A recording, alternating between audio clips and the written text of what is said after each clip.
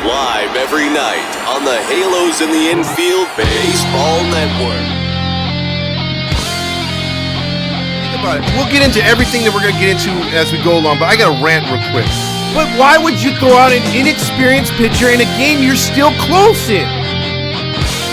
And I don't care what the record is. You show up for a fucking rivalry game.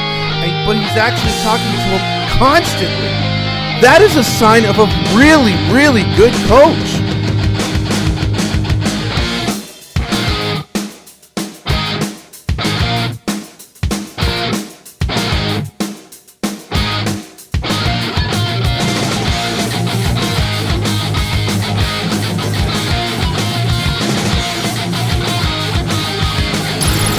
It's the ToddFox Post-Game Podcast with your host, ToddFox. Because the only thing I want to yell is fuck! Hey, welcome into another Halos in the Infield podcast post-game show with your host, ToddFox. I'm just glad to be back. Sunday, we got a little too inebriated. It was a little too loud at the place. We didn't have our equipment, so apologies for not doing yesterday's post-game show, although it would have been pretty dreary coming off a sweep by the Marlins, god damn it. But before we do anything, 714 Tickets is a place to be to use 10% off of any concert, any baseball game, anything. 714 Tickets is your place to be. If you go into the Apply Now code at checkout, you get 10% off just by putting in HITI in the promo code to get your 10% off, 5% off a future purchase, and you get in the drawing for a free jersey, which is coming up here very soon.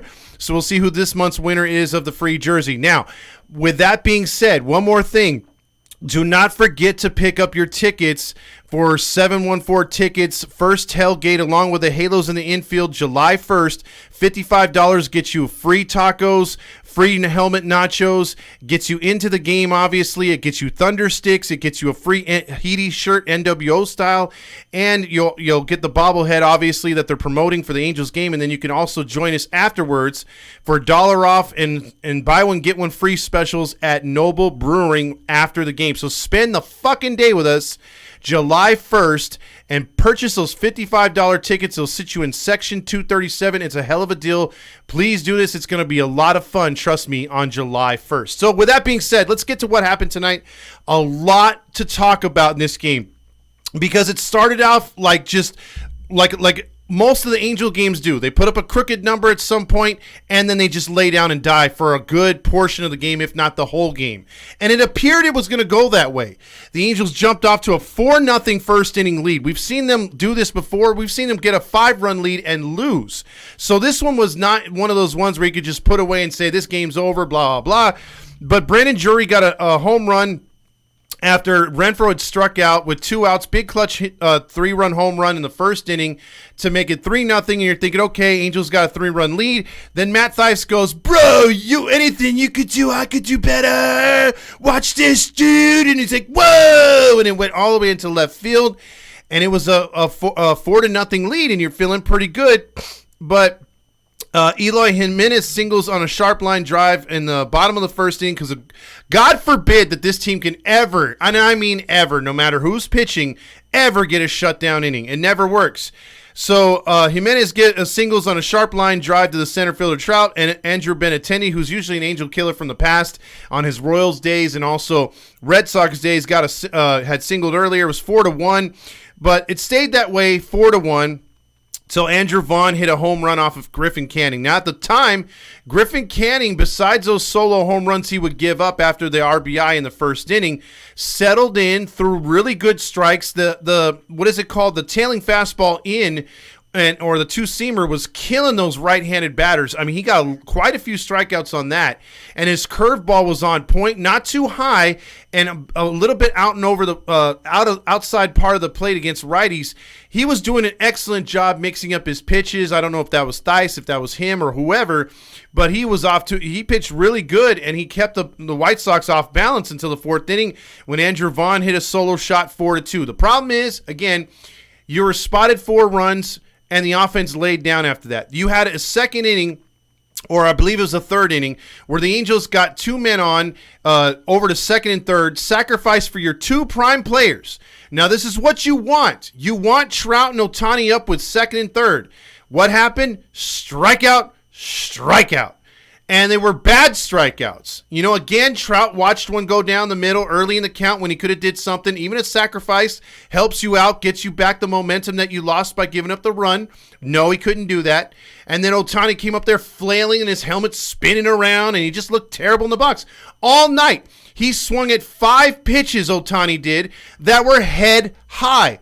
You know he's not on his game, one thing, when he's pulling the ball all the time. But when he's swinging at shit that's at head level, he's really not on his game. Ohtani looks miserable right now. And, of course, I'm going to start to blame Thames and the rest of these hitting coaches.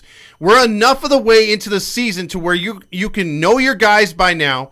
You can approach them and talk to them and not be scared of them and that they're divas or anything. That you could say, hey, you need to implement this. You need to change this. I think you need to tweak this. Let's work on this. I don't know if it's happening because too many players are still stuck in the same ruts. So I've got to get the negative out the way. Because guys like Hunter Renfroe can't hit the broadside of the barn right now. We all know Taylor Ward sucks ass right now. Trout's very, very still not catching up to a fastball. And Ohtani's swinging at everything. And I mean everything. So getting past that, it's 4-2. We go to the next inning, bottom of the 5th. Romy Gonzalez comes up and boom! Romy Gonzalez. Who the fuck is that, right? Again, the White Sox are not the most polished team. If we're talking about the Marlins and saying, well, hey, we don't know half the lineup. They only got 2 really good hitters, but they got a decent bullpen, really good starting staff. Just don't make mistakes like you did against Miami, and you'll win. Play the fundamentals and don't make errors, and you'll win. Don't let them beat you. Strike them out, get them out. Don't make mistakes. Don't give them easy outs. Don't give them extra outs. That's how Miami beat us, by dinking and dunking down the field with little hits. I sounded like a football analysis right there. But no, dinking and dunking little hits. No velocity, no hard hit balls outside of Solares. They beat us just by getting on base, pressuring our pitchers, and extending innings. Angels didn't do that. They left a ton of guys on base. And in this game, we were on the same route. It was 4-3. It was butt-clinching time. We're like, crap, are we going to lose a 4th game in a row? The family's all watching the game together. We're hoping the Angels can do something. And lo and behold, a couple good defensive plays early in the game or midway through that Zach Neto did. Nice plays at shortstop to rob hits and stop. We're going to get into him as we move along.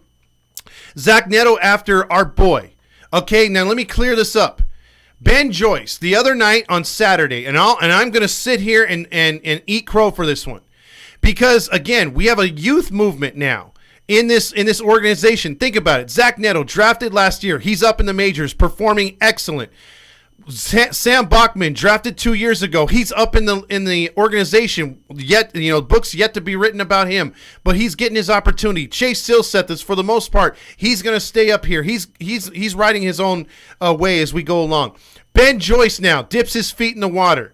And I was very scared because of his first appearance with the Trash Pandas. And I know he got up to a bad start last year and got cooking the rest of the way.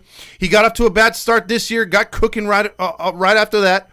But it was just worrying me. So on Saturday, when the news broke, when I was on here and Nevin was spewing his little softball comments from his softball questions by our softball media, he came out there and was like literally saying, Ben Joyce is coming up, and everyone was on here. You guys were all, telling me, hey, Ben Joyce is up. Ben Joyce is up. Check it out. Ben Joyce is up. I'm like, whoa, he's up. My initial reaction was, man, I hope they didn't rush this kid. I hope we don't ruin this guy's confidence. And I have to admit something. I ate crow on that one because at least for the first time out, he did a great job. Because, again, I looked at Nevin and I'm like, if this was Sosha would have brought this kid up with a 6-run lead or a 6-run deficit. And he would have brought him in the 5th inning, not in the 7th inning of a 1-run game. But either he knows something, either freaking Perry, who's pulling the strings, knows something, or this kid is legit ready. Because with our conversation, he sounded ready, but I wasn't sure about it. So I was skeptical when they called him up. And I was even more worried for the guy when he went 0-2 through his first 2 pitches at 102 miles per hour. Then the batter then reached out on a very good slider and did a great piece of hitting and got a single up the middle. Kudos to him. Ben Joyce threw a perfect pitch. It just was hit. But you know what was good about that? The next 2 batters, he realized, you know what? They're not particularly, I'm placing my fastball. There's no need for me to throw something that they can hit at 87. Let me just say fuck it and burn it right by him. And you know what? He did it. And he got the next 3 outs. Rather easy. So I want to say hats off to Ben Joyce. What a great start to your career. I'm happy we were able to interview you first. But I'm also saying, you know what?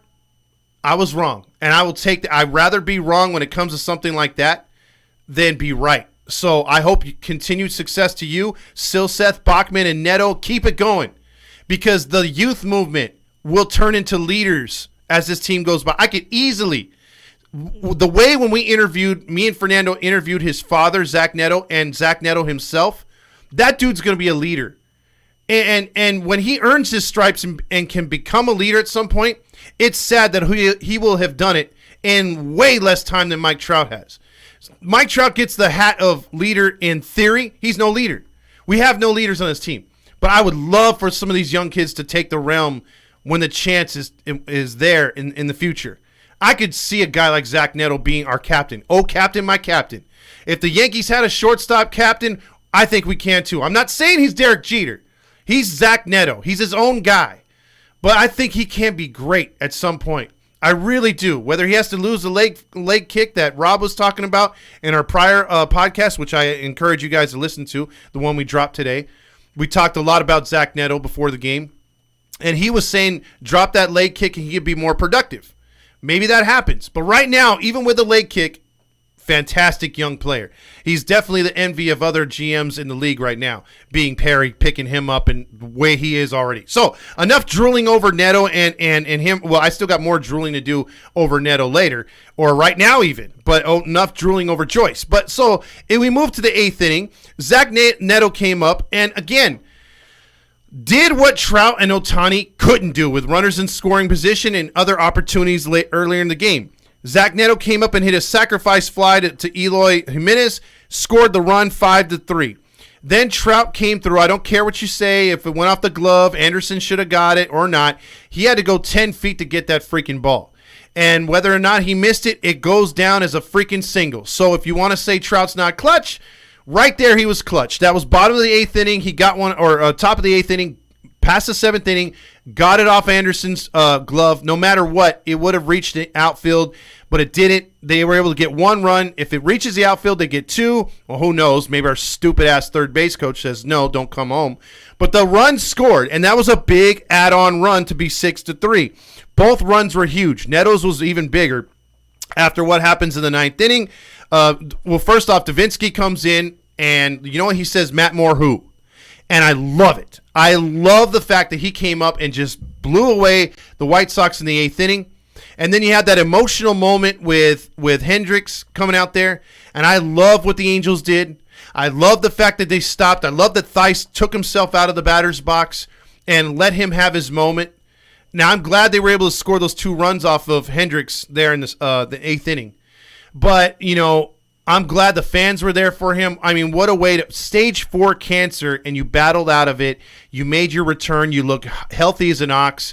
I hope for all the right things and all the success for Hendricks moving forward after this series.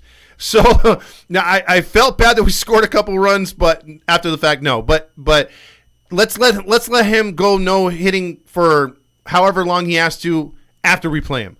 But as far as we're playing him right now, we did what we had to do. And again, Urshela had a nice at bat earlier. Again, you will say Urshela was 0 for 5 tonight. He sucked. You know what he did better than Renfroe tonight? Had a productive out. He, literally was down 1 ball, 2 strikes. Runner Theis at second base, I believe at the time. I think it was Theis. And he just laid the bat out there and poked it to right field.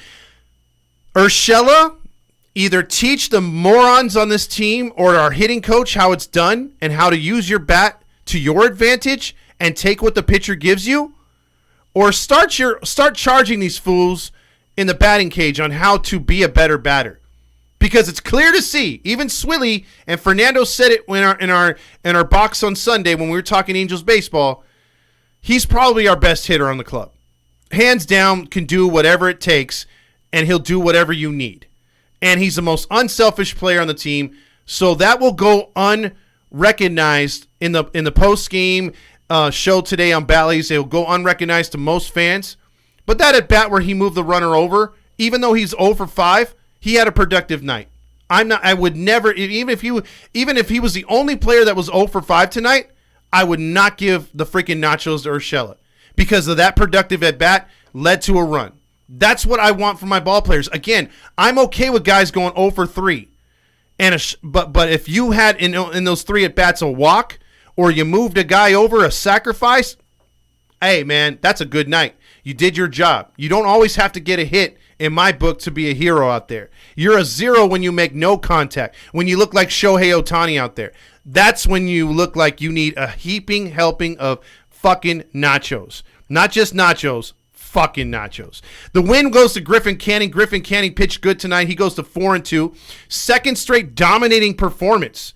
Okay, now the Angels as a lineup struck out 16 times. We'll talk about that as we go along. That's a bit of a bummer, but But as far as what Canning did tonight, I wanted to highlight that real quick. I thought Canning did an excellent job. 6 innings pitched, 3 runs, again 2 home runs allowed. So it's not good, but I mean that's an easy hitter's ballpark. 9 strikeouts tonight, 3 earned runs, but the bullpen and Joyce gets his first ever hold. An innings pitched, 1 hit, 2 strikeouts.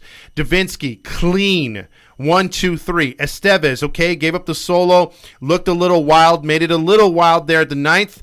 And then what happened? Zach freaking Neto. In the 9th inning, he already made a great turning play earlier where he threw it seemed like harder than Joyce to first base on a play that he shouldn't have thrown the guy out. He turns around, has the time to check third and realize, oh, I don't got the guy at third. Snap throw. Right back to first. Some say Zach Neto reminds me a lot of David Eckstein. No, he doesn't. David Eckstein had a serious overhand throw, lobbing it to first. Oh, Zach Neto reminds me a lot of David Fletcher. Hell no.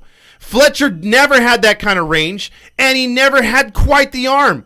Zach Neto has just a flip of the wrist, and that shit's going 100 miles per hour.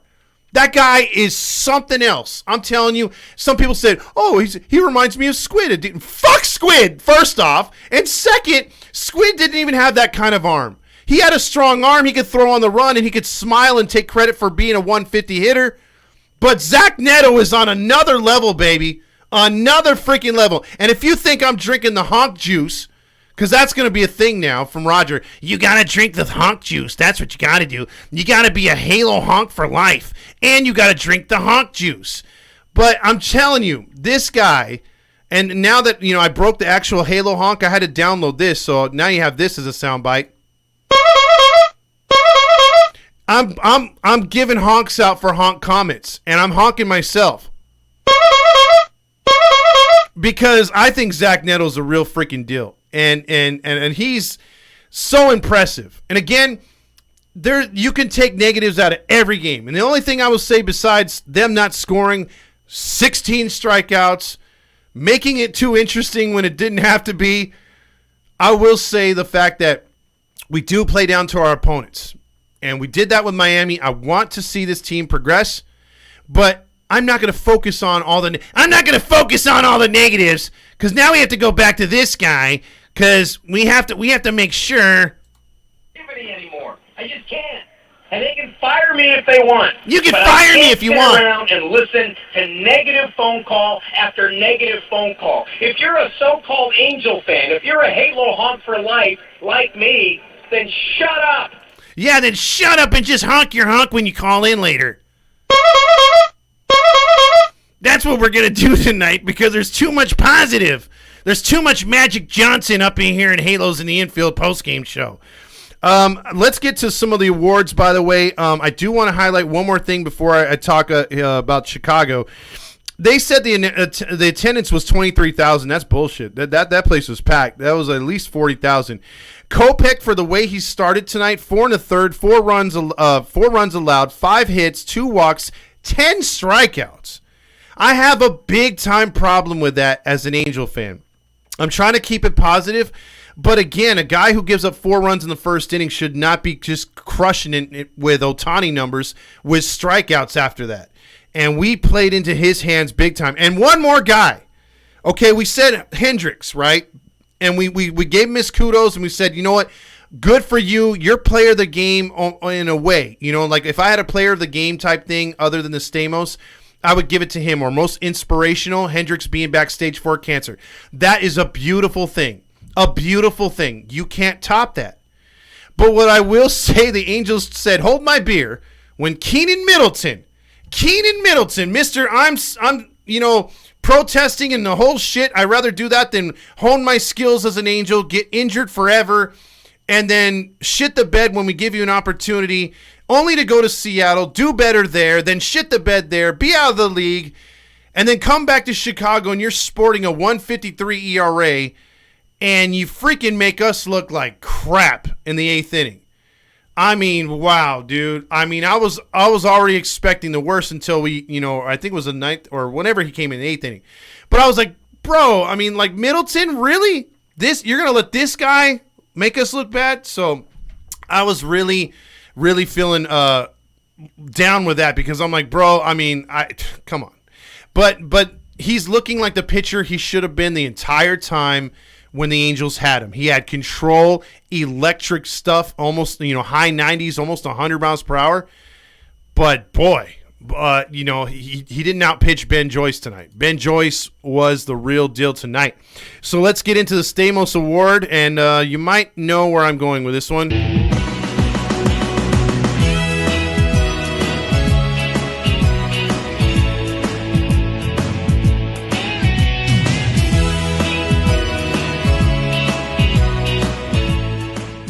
The John Stamos Award for Best Player on the Field. And, a guy like Moniak came back and got a hit. I'm not giving it to him. Trout got 2 hits. Okay. Ohtani got the run, even though he went 0 for 4. Renfroe didn't look good. Drury had the big 2-run home run. Theis was 3 for 5. He was like, bro, check this out. 1 hit, 2 hits, 3 hits, baby. Yeah. The hat trick of 3. Hat trick and hits. And he had a good night. And again, I'll go over Urshela making that one big, good at bat. But I wanted to give it to 3 players. I wanted to give it to Canning, but Canning had the performance, and I gave it to him in his last start. I'm going to give it to, first off, a guy who saved a lot of runs in Zach Neto for his performance tonight, the sacrifice RBI, 3 stellar defensive plays, and then Ben Joyce. Ben Joyce for just saying, I'm a rookie, Todd's wrong, I'm right, let me show this bastard living in Whittier that I'm for real. And don't doubt me, bitch. And I'm like, okay, you the man. I'm not worthy. You got that 102, 105 mile per hour fastball. Damn, that guy looks good. And first impressions are everything sometimes. And man, oh man, does he impress right off the bat. I mean, just really good. I want to see what he could do moving forward, but damn it, dude, Ben Joyce. Ben Joyce is your freaking Stamos Award winner along with Zach Neto tonight. Now let's talk about who gets the nachos, because I feel it's only good to share since we're sharing the Stamoses. Let's share some nachos between 2 people. All the chips, all the cheese, all the refried beans, all the onion and tomato and the guacamole, all the beef and jalapeno and the sour cream, all the nachos.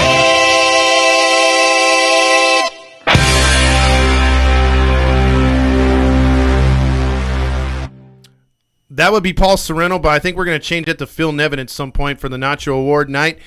The Nacho Award night goes to 2 people, and thankfully they are not on the Angels. They are on the White Sox, and that is Robert Jr., who went 0 for 4 tonight. The best he could do was ground out. He struck out 3 times. That would be the hat trick. And then our boy Moncada, whatever you want to say his name, he said, hey, buddy, I want those nachos. I want some birria. I want some freaking, like just give me your hottest hot sauce to go on them nachos. I'm going to share those with you, my friend. And Mikado went 0 for 4 as well with a pop out and 3 Ks. So between the 2, they had 6 strikeouts between the 2 out of the 11 strikeouts. So they earned your nachos for tonight.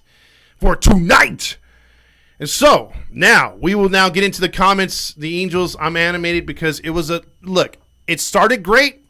It was kind of boring for about 3 innings and butt clinching because the Sox were chipping away. And then when it got later in the inning, Ben Joyce sort of rejuvenated me. Dude, I was just pumped to see his performance, Davinsky's performance, and then butt clinching again, of course, for Estevez. I thought he'd come out and it would be just a wham, bam, thank you, ma'am. Instead, they had the tying runner on. So, yeah, It was tough. Let's get into the comments. Sean Ireland checks in with Neto and Joyce got the Stamos tonight. He called it. He sure did. Hayes checks in with fuck. Jason says Neto for the Stamos. Yes, he needed a W. It was still sloppy, but we got it. Hi Guys says Angels don't need to get an excuse for almost losing a game if it wasn't for the rally off a pitcher coming back from cancer. Hayes is pumping up Magneto. Also, we won after a bad weekend, Vetter. Yes, that's very important. Let's fucking go. Told you they'd win. Ha ha ha. Joyce is here to stay, Robert says. Vetter says, Todd, I thought you had a White Sox hat on for a second. Also, let's see. Vetter says, I got my tickets, but they gave me row Z. Oh, shit. You got to ask for another row. Let's see. It sucks that we lost, White Sox fans. Boy, you're starting early. You started very early in this one, man. I don't know about that one, bro. Ben Joyce showed some promise. Davey says, also Grillmaster says, I'm glad they won, but fuck, did Estevez look horrible. He didn't look horrible, but he looked very hittable, which is concerning. Neto saves his ass again. Yes, he did, because that gets through. That's at least one run right there, and you're talking about a one-run game with a tying runner in scoring position. Hayes says, I don't believe in the Angel leads. It's a W or L's, no in between. Nothing's easy, that's for sure, Hayes. Kroom's Car says, Canning, 9 strikeouts, no walks. Neto's defense, Joyce's clutch. Thrice solid hitting, youth movement looks promising. Hell yeah. Imagine now if we had Chris Rodriguez and guys like that turning it around. And who knows, man? I mean, this team is looking a little, I mean, look, again, I'm optimistic, but when you have a series like, I mean, they could fool us as quickly as they're getting us pumped up, because that Marlins series was dreadful. You start off a homestand 5-1, you're looking to finish 7-2 at worst, and you finish 5-4. Damn, dude, like it just, I don't know, man. That was a tough one to swallow. That's what she said. Also, Naman says, nice. I didn't eat crow about Joyce. Yeah, you were fighting me the other night, not in a bad way, but you were like, hey, man, I think he's gonna come out and do good. I was telling you, a Supra, I don't know about that. But I'm eating crow. I'm the one eating crow. I love how good Joyce looked. Exactly. Sean says Angels didn't give a shit about Hendricks' moment. They didn't. They were like, look, that cancer stuff, you beat it. Excellent. That's a life journey.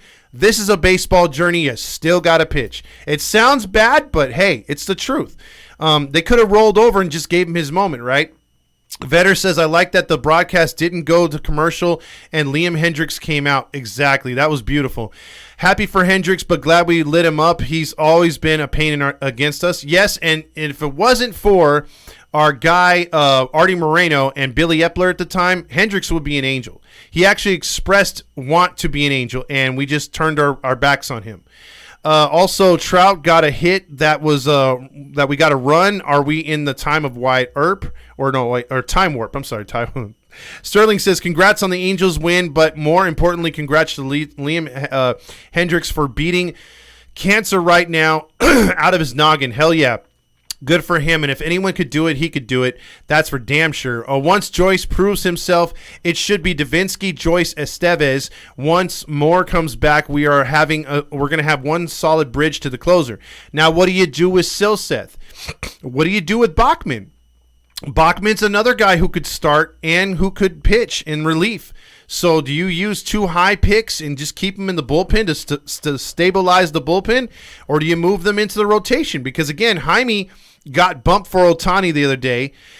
After pitching 5 solid innings, he'll be waiting for quite a while to pitch again. He's going to come back and get the start later in the series. So, in a way, Jaime, he's been dicked around a little bit, and I would like for him to have a role because he's pitched good, and he doesn't complain.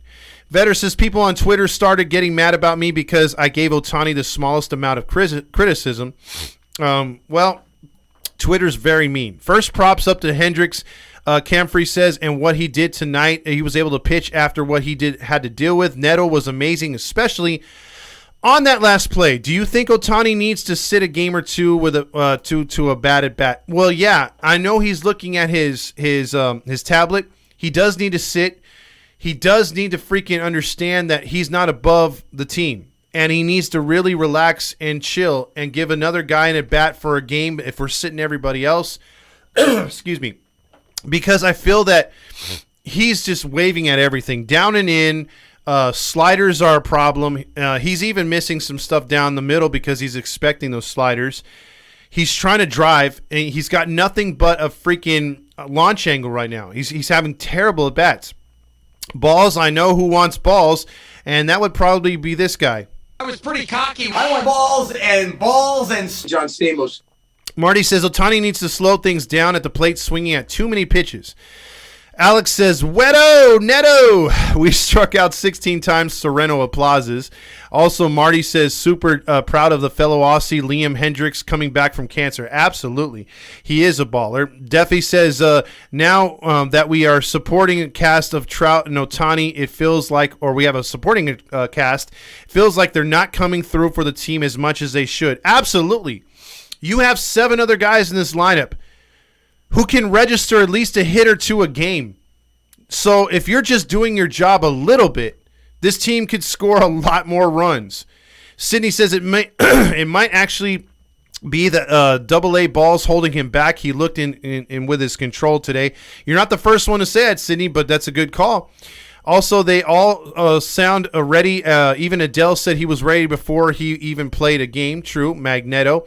Vetter said Ben Joyce is throwing gas, but how long till he needs – well, he already had that, Vetter. He already had arm Tommy John. If you heard our interview, he had that in college. So he was not even able to pitch a solid season for the Tennessee Volunteers. His twin brother is down there in Tennessee, and he expressed that he wants to get his brother up here. His brother can also throw for 100. So he's been hinting at Perry to draft him as well. Camfrey says, great job by Ben Joyce tonight. In a high-leverage opportunity, only up 1 run. I was a little afraid because I thought Nevin was setting him up to fail. His fastball are nasty when it's under control. Exactly. Anna says, yay, we won. And did you see his arm angle? Man, I would hate to be in the box against him knowing he could throw 100 miles per hour with that arm angle.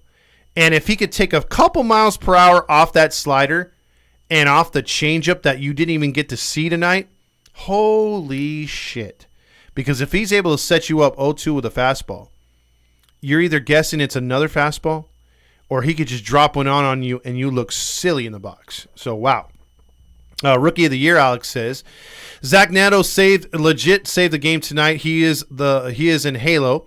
Fuck it, Trout and Ohtani. Neto is that guy. Camfrey also says, I think the reason why these young guys are particularly leaders over a guy like Trout and Ohtani failed to do is because they are hungry. Like Ohapi showed Neto around the clubhouse when he came up. Exactly, Camfrey. Great point. And I forgot to mention Ohapi. We've been cheated out of that rookie as well. He should be on the field playing with all his brethren, man. And these guys can finally come up all together. I haven't seen an influx of talent like this since I believe, 96, 97, 98 teams when JT Snow, Tim Salmon, all those guys were all coming up together. Garrett Anderson, Darren Erstad, Troy Gloss, all those guys were making their imprints all at the same time. But see, with this one, you have a mixture of hitters and pitchers. Back then, it was just hitters. We couldn't draft a pitcher to save our lives. But now, you're getting a nice mixture of good players. And I can't tell you enough, man. On a game like this, it makes me forget a series where we got our ass kicked. It just invigorates me again. It's against a lesser opponent. But you can see the upside on every one of these guys that are coming up here. And I think it's only a bonus moving forward. Like, I'm super hyped to see these young kids in there. I was, like, again, I said on Saturday I was a little scared. It would be too much, the big lights and the show for our boy Joyce. But Joyce proved me wrong. And, again, I had a steeping helping of that crow. And, boy, it tastes good when it's your team proving you wrong and not the other way around. Sydney also says, even though Drury batting average isn't that great, I've loved his addition, makes productive outs, and is clutch. He's been not bad, and he's been carrying the team at times as well. Infinite One checks in with, cool meeting you at yesterday's game in the suite. Hope you enjoyed the dogs and brew. Yes, Infinite One, you're my boy. I owe you. And I will hook you up at the tailgate if you're down there with us early enough, dude, and even the whole time. Throw back some beers. Very nice guy, very nice family. Happy birthday. I believe it was your son. or that had the birthday in the suite next to us. They were really cool. Had a great time. Although the game didn't go the way we want, we still had a blast, and it was good to meet you as well. Landon says, yes, we finally won. 714 says, Neto! Anna says, what a play by Neto. Yes, give Walsh some credit at first base as well. Yeah, he's solid at first, but, I mean, that throw is always right there. He's not overthrowing guys, making guys jump or anything else like that. Jason says Neto equals Garcia Parra 2.0. It kind of looks like him in a way, except all that goofy hand stuff with his gloves. Also, hey, no Squiddy Poo slander. Hell no, Vetter. Rally Chris says, congrats to Liam back into the MLB. You know what? You can't say that enough. That is beautiful. It's beautiful to see him back in the majors, and all the success to him when we're not playing him. But absolutely great for that man. Yes. Yes. Yes. He gets a little bit of exactly. I'm about to really horny. I don't know, honk juice. Neto plays like the rent is due today. The real deal. He is good. Can I have a honk too? Someone please honk my horn. Why not? Let's see. Everyone's calling for the honk. Eddie Perez says Ben Joyce is him. He's what Keenan Middleton used to be, or what should have been. Here's my fastball. Hit it, Ben Joyce. I like that take, Grillmaster. Ben Joyce said, F you, Todd. He did. He said, you know what? I got your honk right here. And while I was freaking out, he was just telling me, come on, all right, everybody. That's what I'm talking about, guys. We've made a great effort so far. Let's just keep it up. That's right. We can't have anyone freak out there, okay? We've got to keep our composure. We've come too far. There's too much to lose. We've got to keep our composure. Let's see. Also, Grillmaster says, how dare you? How dare you? Also, Hay says, ToddFox haters heading to Whittier right now to spin the Heady block. Exactly. Oh, geez, there goes a comment again. Todd wants to block. Let's see. Todd wants his block down. They're spun. How dare you, ToddFox? Exactly. How dare you? Moncada, that's what edibles in his nachos. Also, Big 20 says, what up, Todd? Last night at the river. And guess who's 17? Oh, yeah. I think we know. I know that, dude. He sure is, and he's honking his honk, or did he get his honk honked? Because I have a feeling this was our boy Big Hammer all night at the river.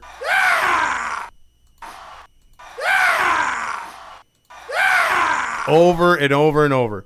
So we'll talk to him at some point, I bet. Happy birthday, Hammer.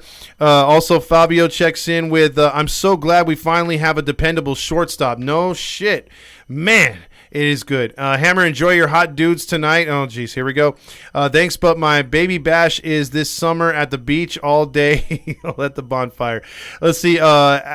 It's your boy says, if we could get this type of play a lot more consistently, then I totally believe a lot more in this season. But for tonight, I'm happy with the game. And that's all you can do. We said since day one, play game by game. We have to see how it goes because this team is so inconsistent. The coaching and the managing has been inconsistent. We just don't know where we are right now. So we just have to see if we could do this tomorrow. Let's see what we could do tomorrow because we got Tyler Anderson, much improving. He's on the mound tomorrow against Giolito. Giolito's been a little all over the place. This entire White Sox staff has been all over the place. So, yes, tomorrow is a crucial game tomorrow. Robert says, Joyce, the new closer, honking my horn. Oh, he's calling closer. He's calling closer. Angels brought Hendricks back down to earth. Oh, that sucks. So, win now. Plug those rookies in so we can reach the postseason. Also, we need we need Bachman up here soon. Defy Soupy says, once Trout and Ohtani start heating up, this offense is dangerous. And that's the one thing we didn't think was going to be a problem, right, guys and gals? We thought, okay, everyone else, you just fill in the blanks, and they'll do their thing around Trout and Ohtani's success. And right now, Trout and Ohtani aren't really getting it done. Again, Trout got the hit today, whatever, but he hasn't been consistent, striking out way too much. Ohtani even worse. Ohtani looks like he's regressing each game. So, yeah, if those guys are getting anywhere hot, you're going to get production at some point from some part of this lineup because out of nowhere, Theis has turned into a major league catcher. Freaking Neto's come out of nowhere to be that guy. Urshela's turning into that professional gunslinging hitter. If Renfroe can stop going so goddamn hot and so goddamn cold and meet us somewhere in the middle, and Drury's starting to finally come through. Again, like you're saying, we're getting hitting here. We're still going to need some help from Ward, Renifo, guys like that to come around. But that's where the hitting instructor's supposed to come in, strangle these guys by the throat, and get their asses to work. We screamed, yelled, moaned, and everything in between all last year for dumbass Reed, who was chasing Pokemon, and the Nacho King himself, Paul Sereno, sitting on the tablets instead of using them to do something with those hitters. Just tweak them a little bit. Look what happened to Marsh. As soon as he got to Philly, they said, hey, you and me in the batter's box, let me show you how to fix your swing. And bam! 2 days later, that dude's hitting like 300. It can happen.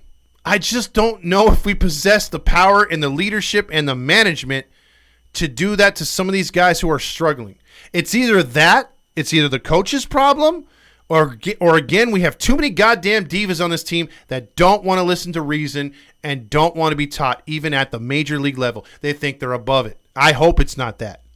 I want your hungry players like these rookies to be the standard, and I want our veterans to want to learn. I don't care if they played 13 seasons. You prepare for that 14th like it's your first. That's how I would teach these assholes if they're not listening. Now, if it's the assholes that are managers, apologies to the players, and now I'm telling the coaches, if you want to keep your job, do your job. You know what I mean? Because there's something off with this team. There just is, for it not to have this much consistency this far in.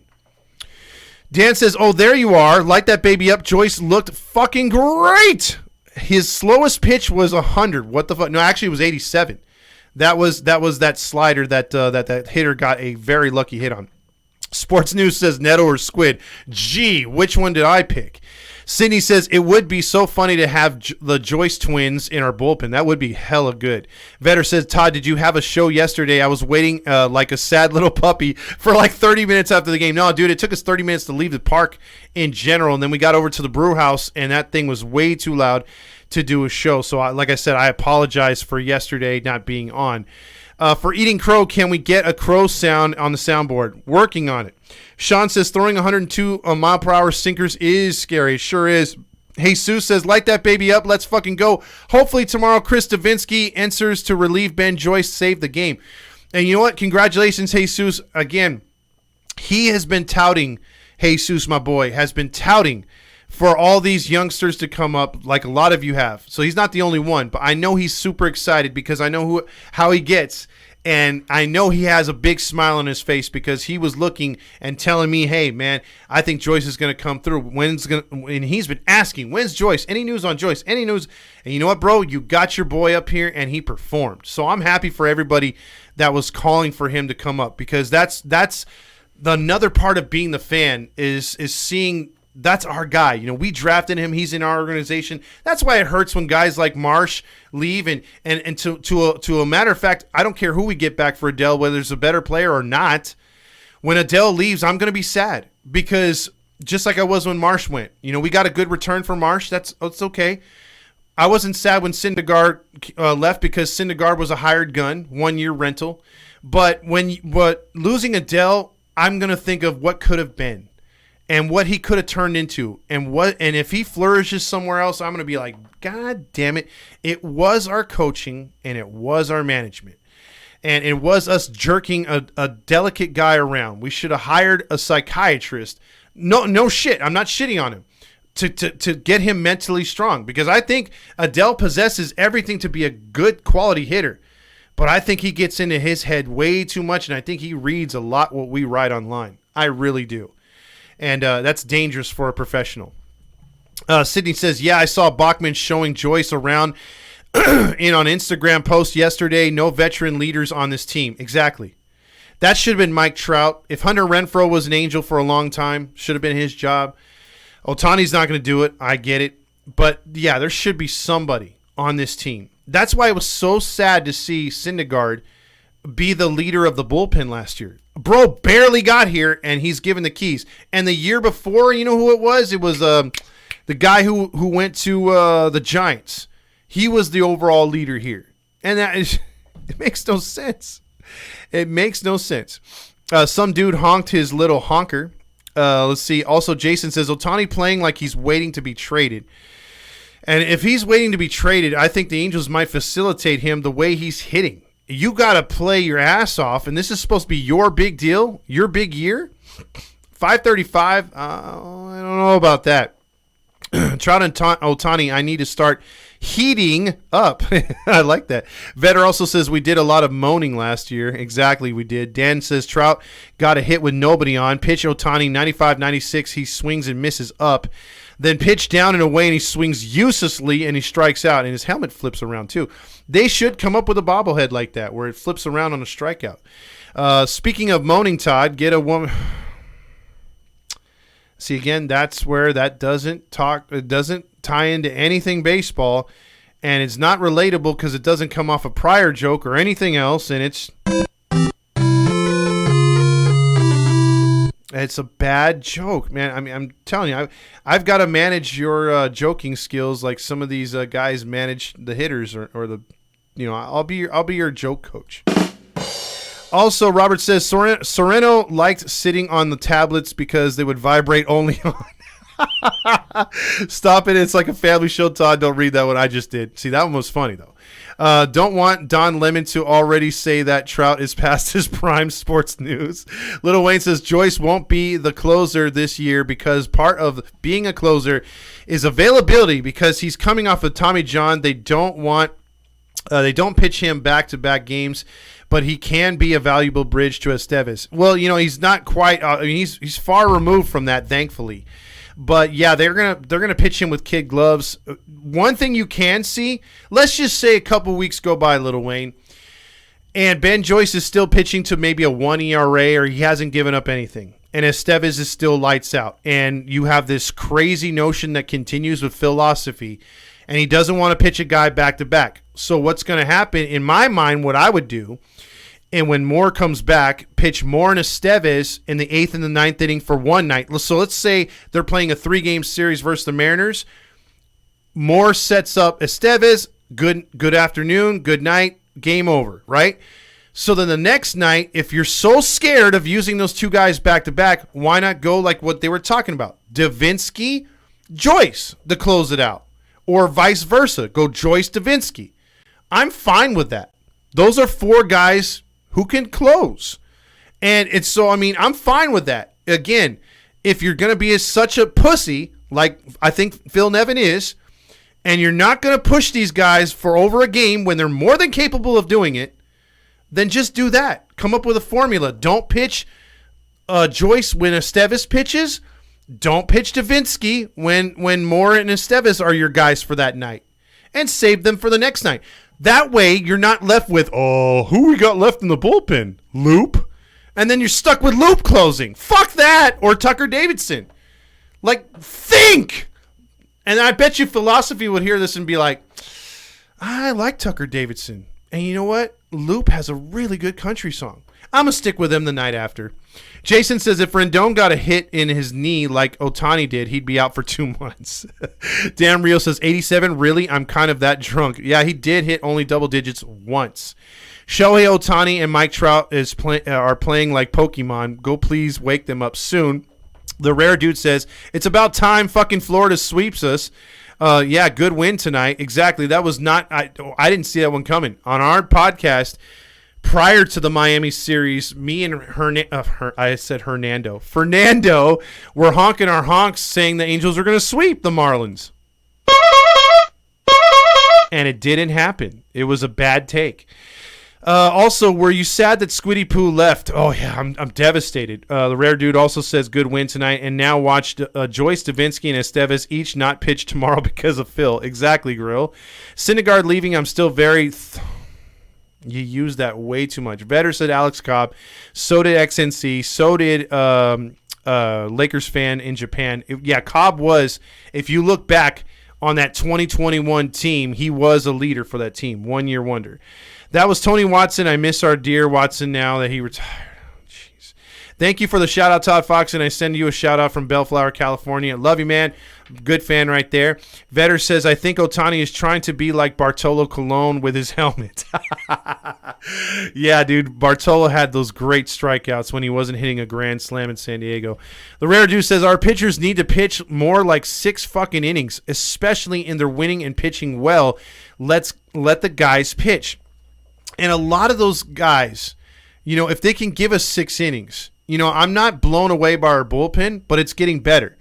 And they're going to grow together. And if you're keeping this nucleus the way it is, and maybe you can return a Herget, and Herget can find his way back if you guys want him back. I kind of do. But you have more there. Tucker Davidson, he's a good long man, but I don't like him in one-inning situations, so I would like to go out and get another left-handed power reliever, if any, at this point.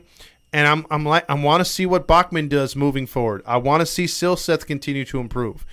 And sure as hell, now I want to see what Ben Joyce can do. And if he can keep pinpointing those strikes on the corners, he'll be unhittable. He will be unhittable. If he's not forced to throw just a fastball, if he's not wild with just a fastball, that sinker and the freaking slider will be unhittable. And if he develops that changeup, he's lights out, bro. That's our next closer. That is our next closer. Grillmaster mad at me, laughing at the comments that aren't mine. Also, how dare you, Grillmaster, says, so I'll how dare you right back. How dare you? Moranta gets signed to a AAA and we start winning again. He's the key. If that's the recipe, let's keep him in AAA. Also, he says, go eat some feet now. That's funny.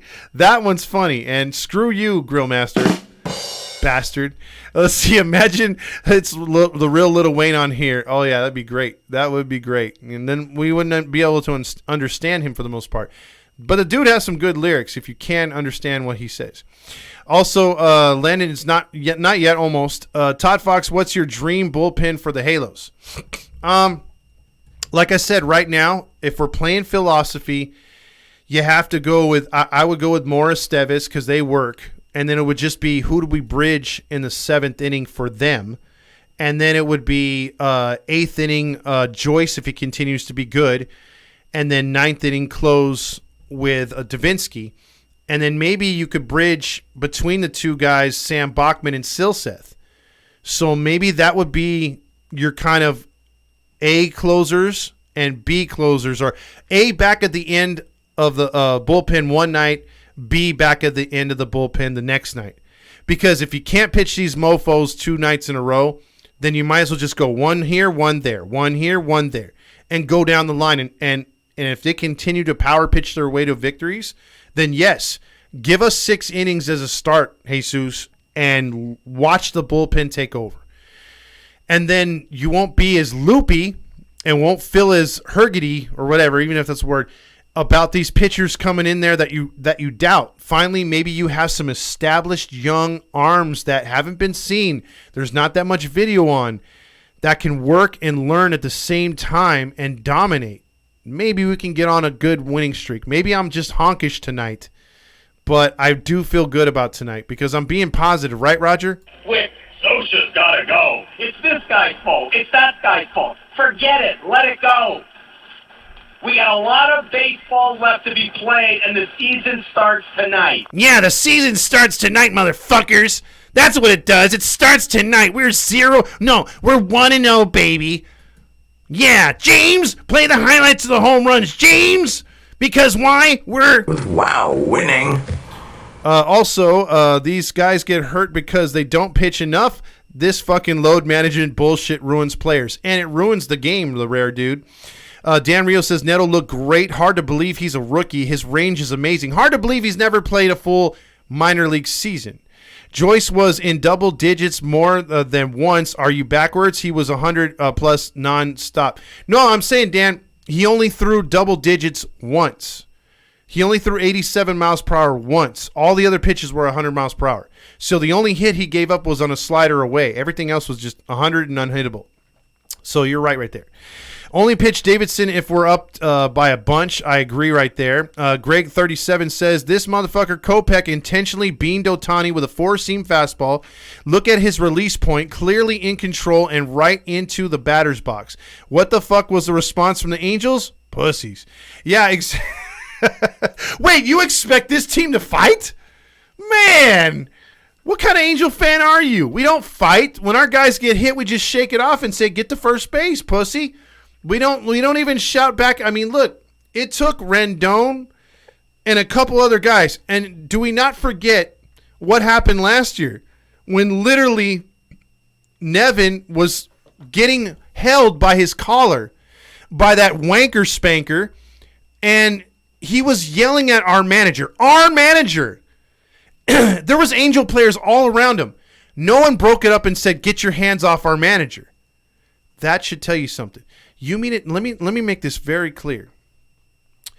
If that were Bruce Bochy from Texas, if that were Dusty Baker, if that were Joe Torre, if that were Tommy Lasorda, and on, Sparky Anderson, every great manager, Mike Scioscia, if you let the other team's player get within kissing distance of your manager, yelling and screaming in his face, and Nevin clearly looked uncomfortable, and they were holding him he was holding him by his neck or by his shirt collar, and you do nothing?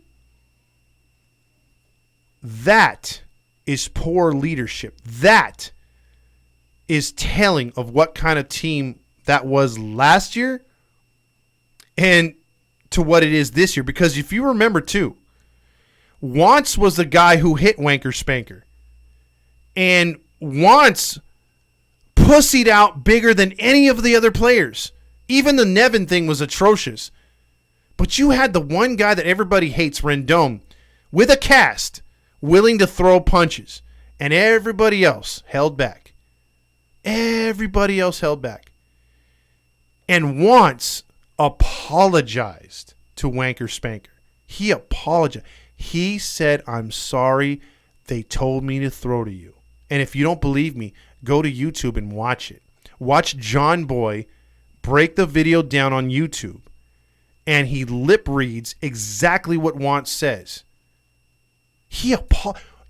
Okay, there's no crying in baseball, Tom Hanks. There's no apologizing in baseball either. There's a bunch of F you to your face and middle fingers, but he apologized. I wanted to kick Wantz off the team last year for that. And every other one of these douchebags that didn't step up for a Nevin. And I'm not a Nevin guy, but you do not disrespect my manager. I thought that was the biggest chicken shit that happened last year. Ignore the Squiddy Poo stuff. Ignore all the strikeouts. Ignore all the losing. That game summed up our season. Because that game threw us into a tailspin and ignited Seattle's run. Because of that bullshit. So I hope nothing like that comes this year. I hope that if the next time, okay, he got hit today, we didn't stick up for him, but if there's something egregious and they brush back Trout or they brush back Ohtani, they brush back Renfroe, they brush back Rendon, and then the next pitch is hitting them, they meant to do that shit. You charge the mound. And if the batter's not charging the mound, someone's getting thrown out. Someone's jumping that fence or the dugout, and they're running on the field trying to start some shit. I want to see bullpens empty at that point. I do not want to see, hey, it's okay to hit our guy. Because let me ask you guys and gals a question here real quick. If they continue to hit Neto, is that okay? Is that okay? Whether, I could see when he leans into one, but they've hit him straight up in the back, in the shoulder, in the arm. Is that okay? I don't care if he's a rookie. That's our guy. You do not hit our shortstop. I want to see some fisticuffs. That's all I'm saying. I don't want to see them just say, hey, that's okay. Get to first base. I'm tired of that. Not fighting is Joe Madden's logic right there. IE Native says, I'm glad they won, but I hate seeing Renifo in the lineup. He definitely didn't do good. Todd, I want to be kissing distance from you. Oh, I don't know about you now. I think I'm going to stay away from you at the That would not be winning. I'm by winning. So I win here, I win there. And so to you with that comment, I tell you this. You get nothing. You lose. Good day, sir. Hayes also says, forget who did the bat flip yesterday running to first base, but that should have been an automatic hit in the gut and benches cleared. What was funny was Drury tripping over his own feet yesterday. That was funny. Angels are the Los Doyers players, don't fight. Angels are not Los Doyers players. They don't fight, but Anthony Rendon is a fighter. Big 20 agrees with me. Funny enough, about that day, Suarez won the start, and that was the first time in his career Marco Gonzalez lost at the Big A. The Rare Dude says, Joe Girardi, he should be our manager. We would be tougher mentally and physically. We have no cock and balls. Wait, we have no what? We have no what? Tonight, it's time for you to check out what I want. I want balls and John Stamos. Grandmaster says David McKinnon was on that team. A man that was forever ago. Feels like it. Let's see. Also, right here, let's see. Let Archie Bradley jump the fence again. No, let's not do that. Angels are in the top 10th in the MLB era list. Also, Neto has been hit 9 times this season. No, he's double digits now. I would knock all of them out, Vetter says. Todd and Fernando sitting in the tree kissing. GKISSING. Nah, it's not okay to hit Zach Neto. If that was the manager, I would say, F it, let's fight. Exactly. Hayes, that was Gene Segura. And Todd, remember, I live in Pico Rivera, practically kissing distance. God damn it. What the fuck? Exactly is going on right here because Vetter. Stop it. Get some help. Exactly. Jeez. All right, so because I definitely won't be saying this if you keep talking like that. Do it! Just do it! Don't let your dreams be dreams. Yesterday, you said tomorrow. So just do it! Make your dreams come true! Just do it! Balls, and Zach Neto, so... I was pretty cocky. I want balls and John Stamos. Big 20's like, yo, I need to break down my weekend, goddammit. Screw this baseball stuff. What happened at the river? 714-598-3221. 714-598-3221. Fuck it, call in. And we'll get into some talking. We'll hear your thoughts. These nuts. Ha! Got him! Ha! Got him! Ha! It's the Halo Honk line.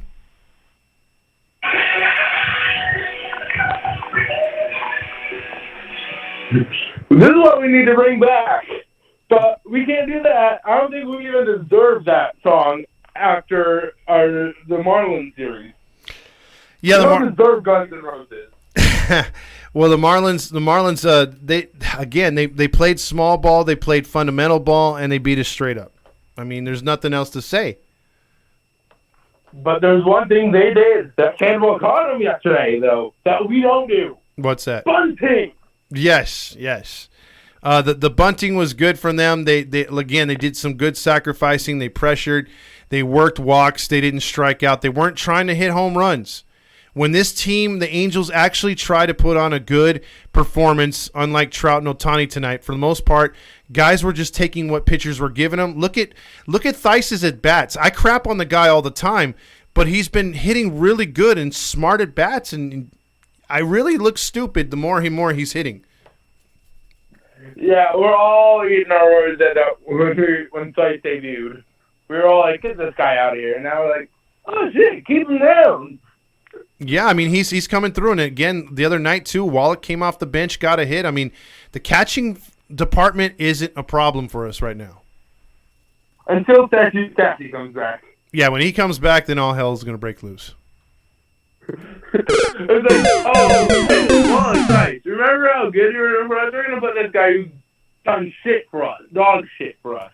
Pretty much. And I think he would have to, right now, if coupled with the injury and whatever personal issue he's going through, he's going to have to be in, he's going to have to get at least a week or two of freaking minor league pitching. Because they've said nothing about him even practicing.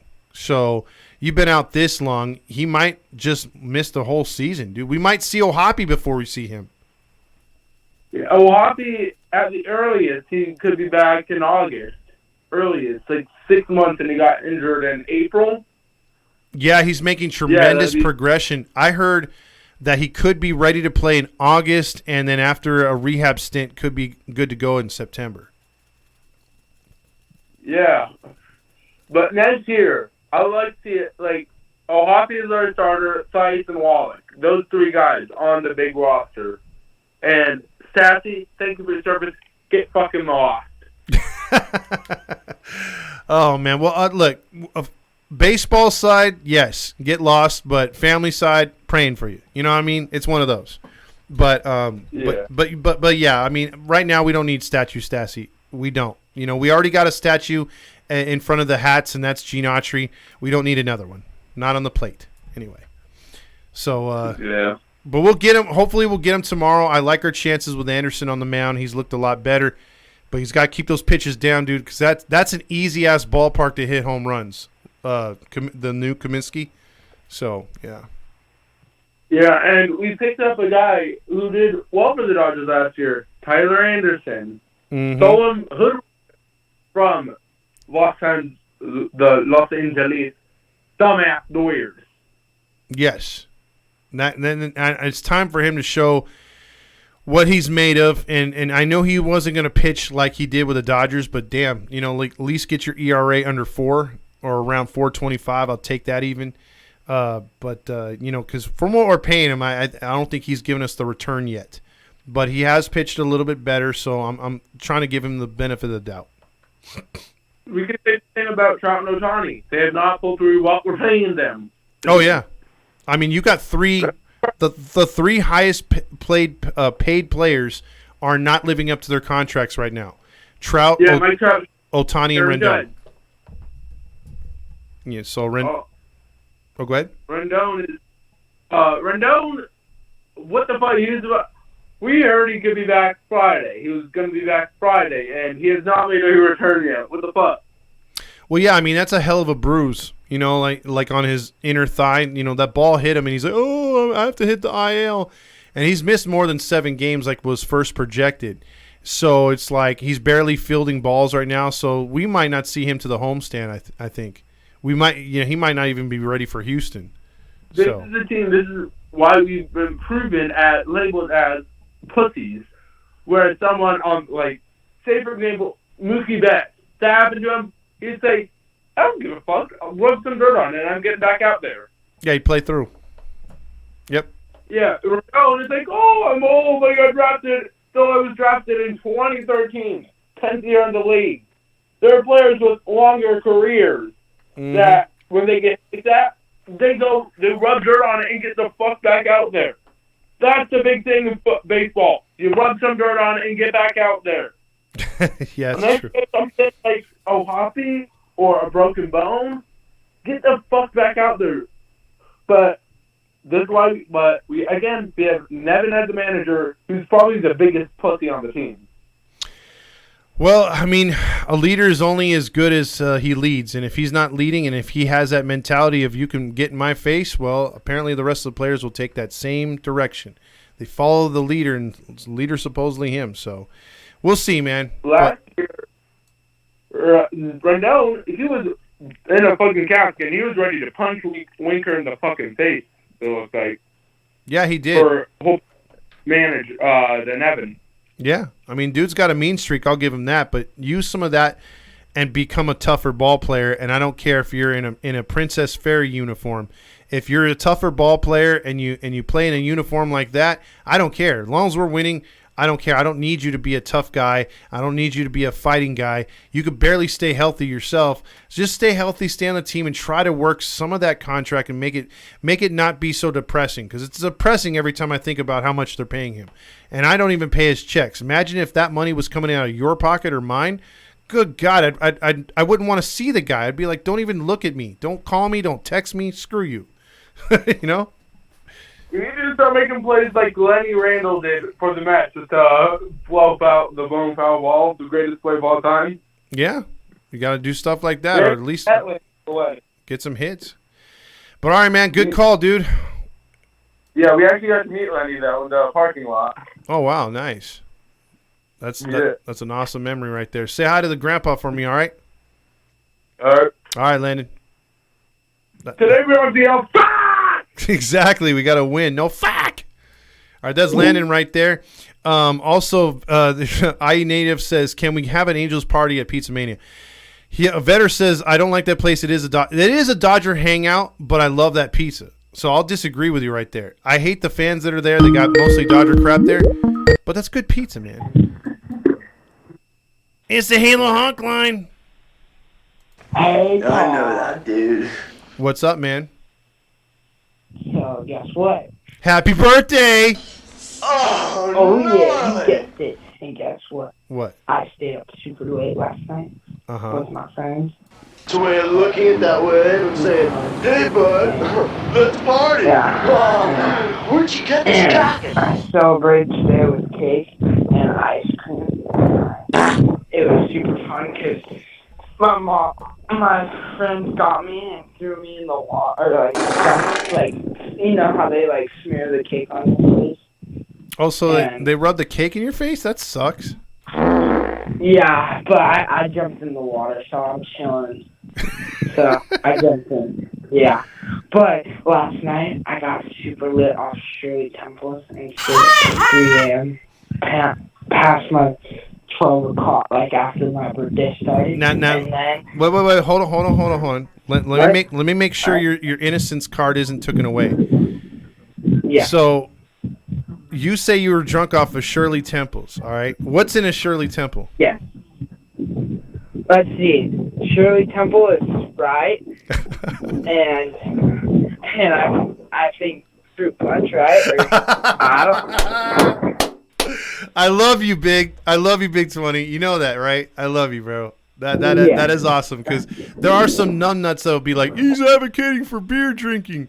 He's drinking beer. He's just calling it Shirley Temples. But no, dude, my boy comes through. Hell yeah. All right, I love that. Yeah. Go on. And so I was sitting on the boat with all my friends and a couple girls, and then I was like on the seat, and the girls were like putting their like legs in between me and my friends, and I'm like, oh, this feels nice on my back, and then after the night we stretched our feet out and we started touching each other's toes and stuff, me and the girls. And then wait a minute, we're talking feet here. Some people might think I'm getting excited. How dare you? No. And then at 3 o'clock we all started heading to go to bed, but we all had a group hug and stuff, and then I asked one of the girls hey, you can come sleep in my tent tonight if you want. and then I have room for one more, and then she was like, nah, I'm good, but maybe next year when you're 18. And I'm like, oh, that's super. So I can't wait till next year. So now you're going to count down 362 candles till next year, and then you're going to call her on it. You're going to be like, bitch, you said next year. Nah. I'll be like, if she comes out next year, I'll be like, so I'm almost 18. Come on, it's my birthday night. Come on. I'm like, I'll be like, you know I'm almost 18. Come on. Or we'll see what I do because next year I'll be 18. She's she'll be 23 next year. 23? Yeah. Hey, so it's not that big of a deal. You had her at the blonde hair and the Shirley Temples. See, you almost sealed the deal, but her morals came through, and she's like, you know what? You're going to be 18 next year. I'll just wait. Wow, winning. Yeah. And then, who knows, maybe I'll have a girlfriend next year, so I won't need a river girl, but we'll see. So you got a name for them now, so it's River Girls. So. Yeah. I don't see them when I'm in St. Louis. They don't live in my, hometown, because they're all from, LA and stuff, and, they're all from, the Torrance and up there, and I don't really see them that often except out here. So yeah. So you got no love for them river hoes, huh? Not really. Not if I get a girlfriend next year. All right.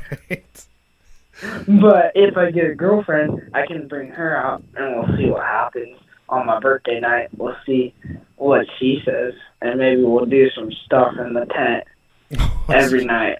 We'll see. Oh, damn. Yeah. Just get it done once, and then you'll see if you can go again. So hold on. Yep. But other than that, the weekend was great because I was counting down every night, like 3 more nights, 2 more nights, 1 more night. Oh, it's 12 a.m. It's my birthday. And I drank Shirley Temples every night. And, yeah, it was a good weekend overall. And I jet skied, and I talked to a lot of girls this weekend. And I met one of the girls, just got a new boyfriend, so he's my homie now.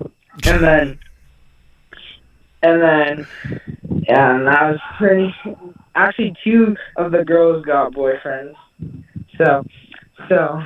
Well, hey man, it's open season on the river, so there's no real boyfriend and girlfriend.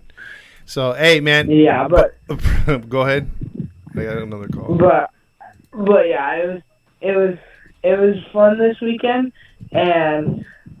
Yeah, I'm 17 now, and my birthday bash is even going to be more fun that night because it's going to be on June 20th at the beach all day, for surf all day, and then a bonfire at night. Oh, there you go. Well, have fun, my man, and again, belated birthday. Happy birthday. Yep, and go Angels, and I'll call in tomorrow night after the game when I'm home. When I'm home, hopefully, and off the road, because I'm leaving tomorrow morning from the river. All right, man. Party up one more night tonight, man. Get it in. That's what we'll see. We'll see how many drinks I have tonight. Or Shirley Temple. That's what she said. We'll see. Okay. All right, brother. Yeah. All right. Go Angels. Later, Todd. Later. That's Big 20 right there. Hope y'all enjoyed that. That was the update from the river. The river hose. Boats and hose, apparently. Left the number there for Alex. I think I saw Super calling in too right now, so he's going to check in. So, like a blind man at an orgy, I was going to have to feel things out. That was Big Hammer last night, trying to feel things out. It's the Halo Honk line. Hello? Hello? Okay.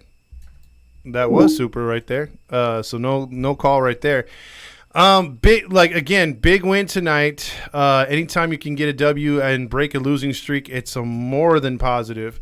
And this team now is 3 games. Well, yeah, 3 games back over 500. It would be nice to sweep the White Sox, but I'm thinking ahead of myself. We have Tyler Anderson going tomorrow versus Giolito, and then let's see. I had the pitching matchups up here somewhere, and I probably took them down like an idiot. It's the Halo Honk line. That's what I'm talking about. That's why he's serving me. That's why he's the GOAT. It seems like I had some internet problems here, but we won. Yeah, exactly. Hey, man.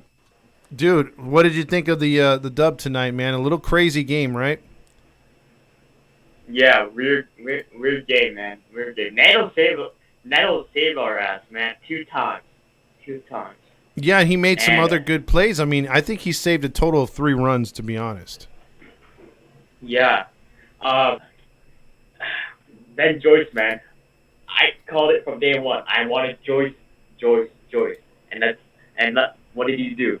Fucking blew hitters away. I'm so excited for him, bro. Yeah, I mean, look, the skepticism in me got the best of me. I kind of thought worst first. And, I was thinking, man, are we rushing this guy up? But you and a lot of other people that were out there saying, hey, you know what? This guy is the real deal, and he's ready. And so he proved me wrong today, and I hope he continues to because he is exciting to watch. Yeah, and if they walked it off, this would have been my reaction. I would suggest you hit the eject button or you tell them earmuffs, please, because in 5, in 4, in 3, in 2, in 1, fuck! Again! Another stupid, inexcusable loss. Every time I'm like, every time the Angels lose real badly and stupidly, I'm just gonna play that. I have it saved on my phone. So. Yeah, I love that, Supra. I love that. And SMS looked a little bit rocky, but again, Neto saved his ass. So. Yeah, I mean, I'm just blown away by his arm, dude. Like he doesn't even look like he throws full like stretch. Like he just has this quick snap, and it's there on a line. Like he doesn't hop at the first base. He might throw it a little low every now and then, or the first baseman might have to lean off the bag about a foot or so. But that's normal.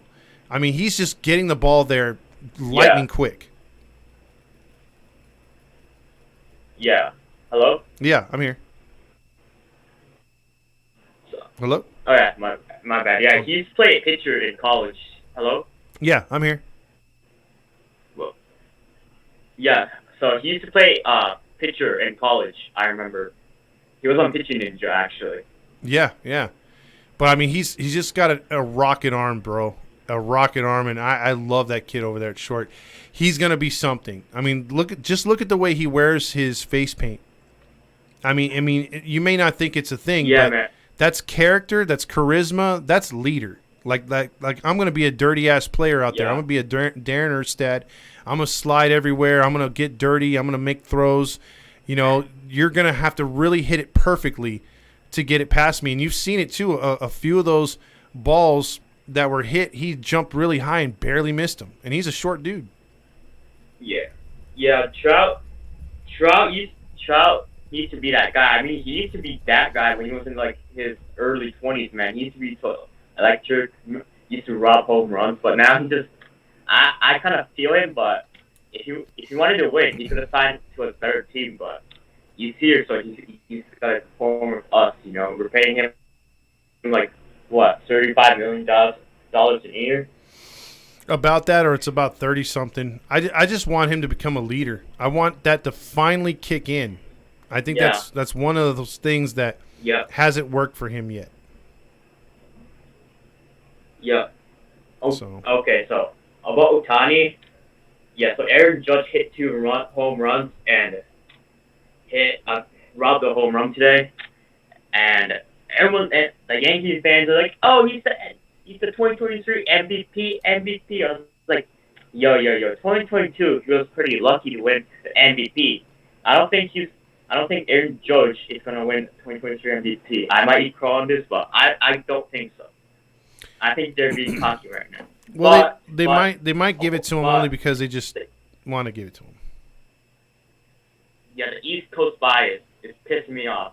But Ohtani needs to fucking step it up if he wants to win the MVP this year. Because Aaron Judge is quote-unquote on fire, even though Ohtani has much more WAR than him.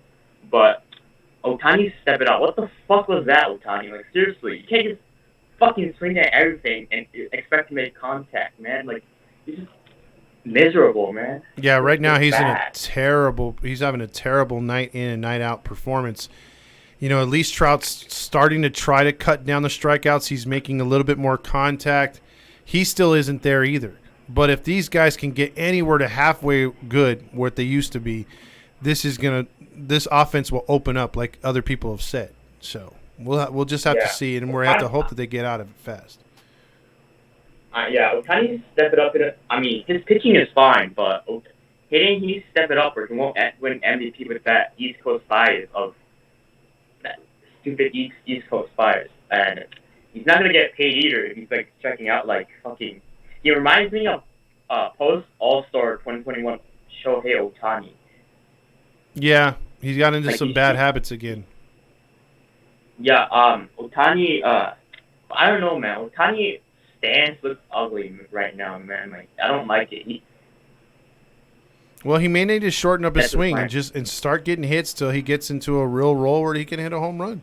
But right now, I wouldn't be trying to kill it every time. I don't think it's needed right now. I think you just need to get hits because they're putting guys on in front of him, and he's just not coming through. Trout's not coming through. I mean, look, how surprised were you yesterday that they freaking pitched around Trout to get to Ohtani? They wanted to face Ohtani. Very surprised. Yeah. But, not surprised at the same time because Ohtani's like fucking Andrew Velasquez right now. I don't know if he's that bad, but he's getting there. He sure is. But all right, Supra. Well, thanks for checking in. I'll talk with you again tomorrow, hopefully on another dub. All right. Yeah. One more, just quick mention. Yeah. So Tiny just needs to like fucking get singles first, then doubles, then fucking then he can start hitting home runs. He needs to not hit one home run and like go over like 26. And when I say that, I get attacked by Shobei, which is fucking annoying. So. He did well. Yeah, I mean, just make some contact. You know good things will happen. You know what a Shobei is on Twitter? A fanboy.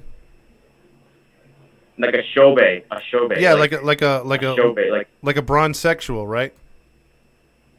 Yeah, they're obsessed with Ohtani. Mm-hmm. Like up to a point that if you make criticism on him, they like fucking attack you on Twitter. Oh yeah, they go personal. They go personal. So there's those with every player that's a supposed GOAT. I know Judge has his own little guys. There's like that with everybody. Unfortunately, you get those GOATs out there. People that think they're GOATs, they'll go crazy. They'll defend them like they're their cousin or something, or brother or sister. So it's crazy. Yeah, but go Angels, man. We need to win tomorrow. Exactly, Super. You have a good one. All right. You too. Bye. All right, later. Yep. All right, I think that might have been Alex that was calling in too on the other line. So if you want to call back, the number is 714-598-3221. Super just beat you in there because otherwise, when you get in, you could hear.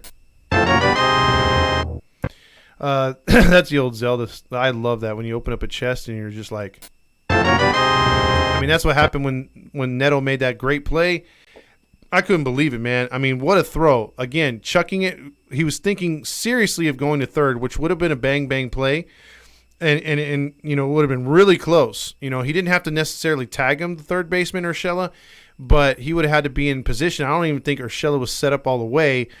And then he pump faked and then got up and threw a lightning bolt over to first base. And I was impressed, man. I mean, again, that was something I was not ready for, but I was very happy that took place, and going from biting your nails off to winning the game, it was great, and it must have cost the White Sox a bunch of emotional damage. But, dude, you make those plays. I mean, those are some crazy, big-time plays that he can add to his repertoire and add to his films because, again, you started, and again, I hate to say that he's going to be a Jeter because you never know. But I don't think he's going to be a Jeter. Jeter's Derek Jeter. I want Zach Neto to be Zach Neto. But when Jeter started, again, everyone thinks of a Yankee Clipper, a guy who hit all the home runs, led the team in RBIs, was a leader on the field, or at least was one of the best hitters like a Ted Williams or something like that, RBIs-wise average.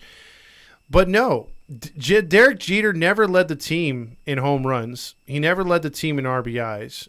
But he was solid defensively. He was that leader that pumped up new kids that came up, kept veterans in line, and people just ultimately respected him. And his way of playing the game, not being too hyped up, would celebrate making a play, make those awesome jump throws to first base.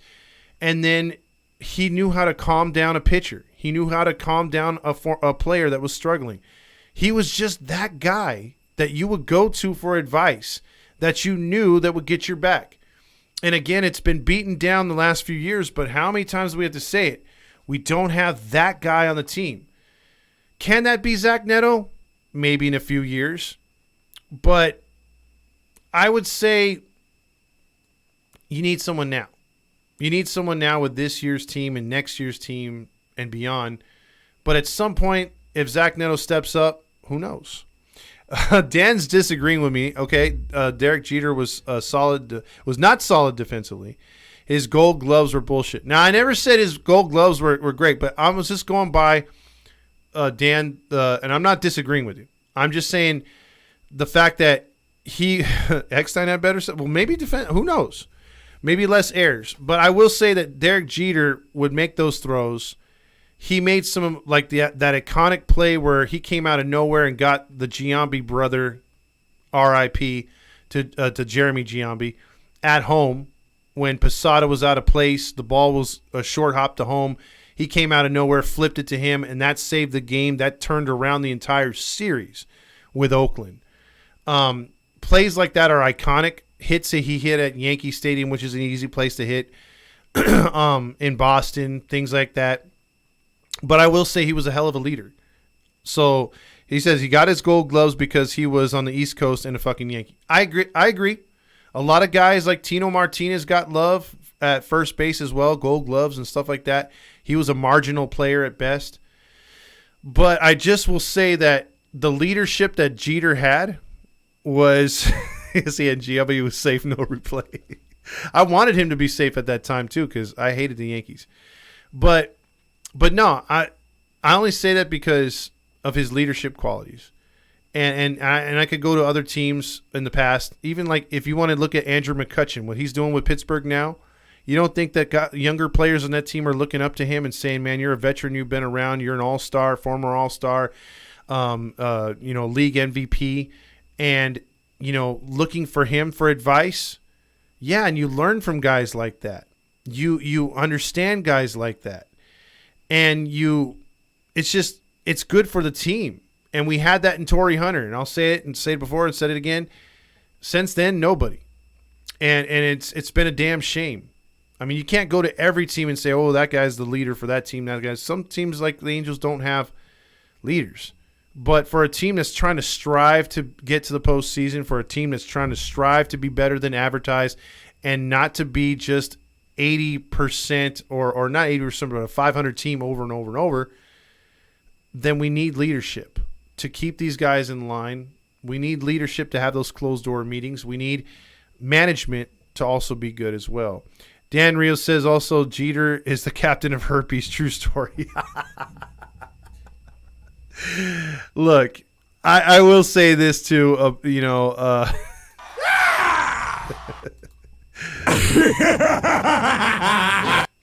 I will say, though, that Jeter did sleep around. And you know what? The New York media could have made him a scandal all the time, and they didn't. They kept that on the down low because Jeter was so nice to them. So that's why, again, he's a first base Hall of Famer. Artie shafted Hunter for that piece of shit Hamilton. Absolutely. Abso-freaking-lutely. And you know what's funny is we were all told back then that Josh Hamilton was the real deal Holyfield and that Torrey Hunter was over the hill. And I seem to remember, if you look at his stats, Torrey Hunter, I think, played 2 more years in Detroit and 1 more in Minnesota.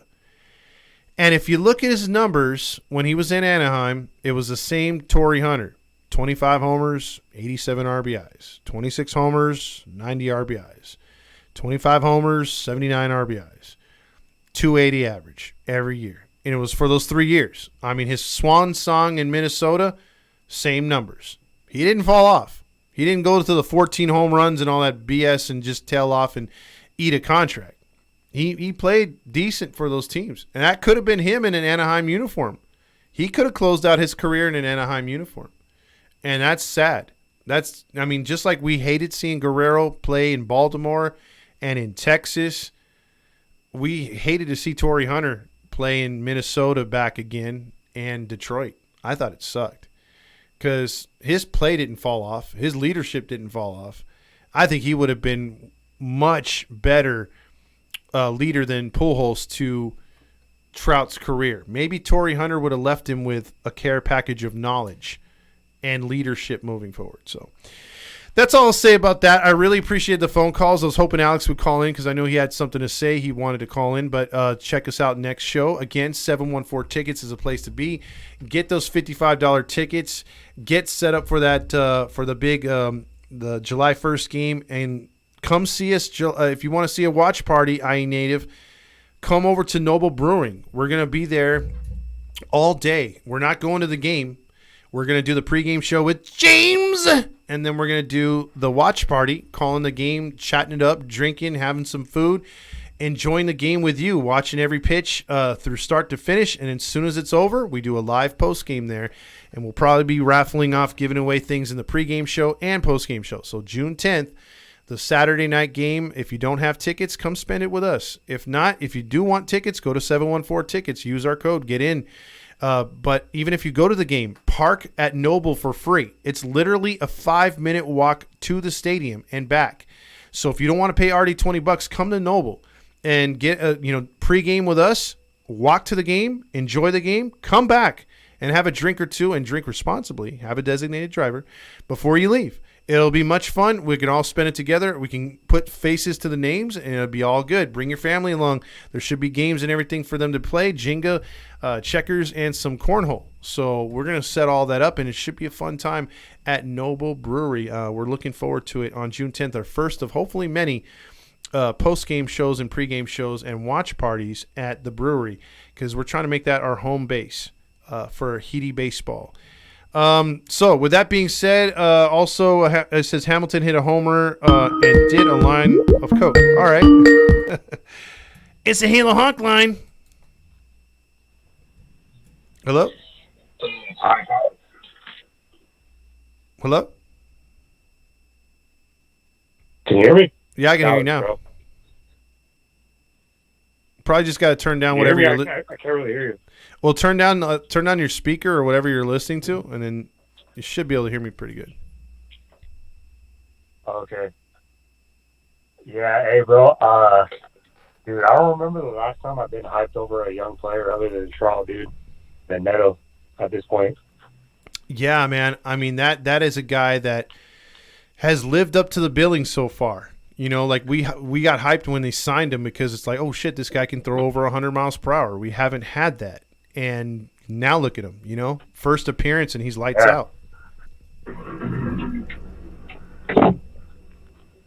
Now, my question to you, Alex, is do you think he could do this in Houston? Do I think he could do it in Houston? Yeah, because that's been a house of horrors for us, dude. We just don't win there. I mean, with his confidence, he doesn't really seem fazed by anything at this point. You know what I mean? I think he could do it wherever. Boy, I hope so, man, because I think that would be a shot in the arm if the bullpen finally plays good in Houston and somehow we're able to win that series. That's a big 4-game series coming up here.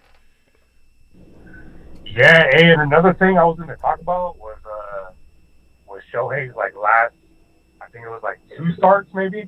Mm-hmm. I don't know, dude. I feel like batters are starting to figure him out a little more. You know what I mean? Yeah. I don't know what it is. I just feel like they know that this guy wants to perform this year because it's his contract year. But I don't know. He's not really looking like a, what do they say, $500 million man at this point in this season. I don't know, man. Yeah, I mean, a $500 million man we haven't seen yet. We don't know what that looks like, but we thought that we did because this would be something that, Trout or Ohtani would elevate his game to be even a better pitcher, Cy Young type dude, MVP in the same year. And yeah, he's had a tough go of it lately. He's given up too many home runs. I mean, I think he gave up 14 all of last year. He's already given up 8 already this year. Yeah, because that game that I went to on Saturday, mm-hmm. I mean, it was a good game. It was a good game, but I don't know. I just didn't see the Ohtani I'm used to seeing, And yeah. I basically went to the game, Mm-hmm. And he ends up just fucking laying an egg. Exactly. And we need him to do much better. I mean, at least if he's not pitching well, he's got to get in the box and help himself or help the team, especially in a game like this tonight or a game yesterday where they're struggling to score. All you need is really a good at bat by him, and that changes the whole game. And just haven't gotten that from him. We really haven't, dude. And then Trout too. Trout's another one, bro. Yeah. I mean, he gets in his slumps, but fuck, bro, you know what I mean? So I told fucking, point in the season, dude, you gotta fucking step it up, especially since you haven't been to the playoffs. You've only been to the playoffs one time in his career, right? Yeah, that's what he's always, called out for. And he wants the playoffs, right? Mm-hmm. But he doesn't seem to perform in the times that we need him. Yeah, and that's got to change. I mean, we've said it before, but it's, of all times, this can't be a year, or this can't, like it was right now. You don't have Rendon already. Walsh hasn't, hit anything yet since coming off the IL. And Renfro's in another slump when he was leading the team with home runs and RBIs. And Trout's looking like he's starting to come out of it a bit, but still struggling. And Ohtani's just, I don't know, he's gone way backwards right now. Falling off. I'm going to be honest with you, bro. I don't give a fuck about Rendon at all anymore. I really don't. So whatever like updates I hear about him, like him coming back or him not, like fucking playing or not, like I don't really care. You know what I mean? Yeah, that's true. I feel like there's people out there that probably care more than I do, but I've just been through enough with this fucking team to even like think about that shit. You know what I mean? Yeah, I mean he's put more doubt in you than freaking optimism for sure, and I think Urshela is outplayed him completely so far this year. I mean, I'd much rather see Urshela start than Rendon. That's why I fuck with Gio more than Rengifo or Rendon at this point. Agreed. It's just sad that we're paying probably Rendon because I don't know Gio's contract, but I know it's not more than $10 million. So at least we're paying Rendon $28 more million to do absolutely nothing. What is Urshela? Is he one more year on his contract, or? Nah, he's this year. That's the sad thing. He's only a 1 year rental. Unless they were able to talk him into it. Oh yeah, I mean I agree, Alex. I mean like that's a dude that like I would try to extend him right now. Don't let him hit the free agent market. He's like the only one that knows how to fucking swing a bat. Yeah, he's the smartest guy out there. The dude has laid down the few bunts that we've had. He's gone the other way. He's smart on the base pads. When you need a home run, he hit a home run the other night. I love the way he goes the other way, like down the line. He just takes what you give him and he utilizes the field to his advantage. That's a smart ass player, dude. I mean, he's just a pure hitter. I love seeing him play.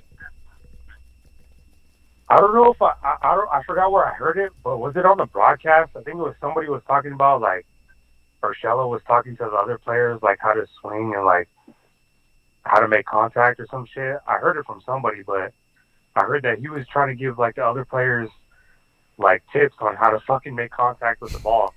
Yeah, I heard that too. I don't know specific players he was talking to, but the thing is, that's the job of our hitting instructors. That's what's crazy to me, man. Like this guy is over here trying to coach up the other players on how to hit the fucking ball. Yeah, I mean that's the funny thing, right? It's like we're supposed to hear stories of, hey, what do you call it? What's his name? Marcus Thames had a real good session with Jared Walsh, improving his contact. He's getting him ready to face so and so pitcher in the box on Friday. We don't hear those stories, just like we didn't hear them last year. And it's sad that we have to hear of, like you said, another player teaching a fellow player. So that's the thing, man. We've had this problem for I don't know how long. I don't know if it's been with like the hitting, but it's most with the pitching. But I don't know, dude. I'm trying to be optimistic, but just with the fucking like the pitching staff, I don't know, man. I don't know if I could have that optimism, you know? Well, just do it like I do it.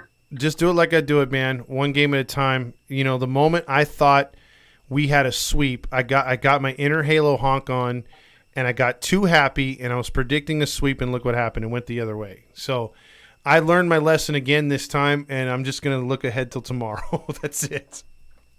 Hey, that's what I learned too, man, because I actually fucking said that we were going to sweep the Marlins too. Yeah, and see, look what happened.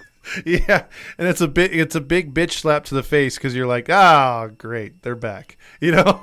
Yeah. So now I'm just gonna fucking shut my mouth and just, let it fucking be what it is gonna be.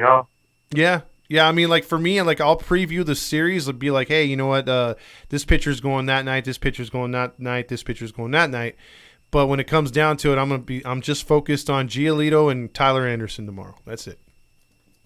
Hey, yeah, but I'm starting to like Canning's starting to do pretty good. Yeah, and did you notice, though, when he got a couple of strikeouts to end the inning, he kind of pumped his fist. He kind of showed some emotion. I like that from him. Oh, yeah, you could see that he actually, like, he wants to fucking be there, and he doesn't want to lose his spot. You know what I mean? Yeah, because he's been out for so long that we kind of forgot that how good he could be, like he could actually be. Yeah, because the only other guys we had seen in this rotation that actually showed emotion were Ohtani at some points and Sandoval.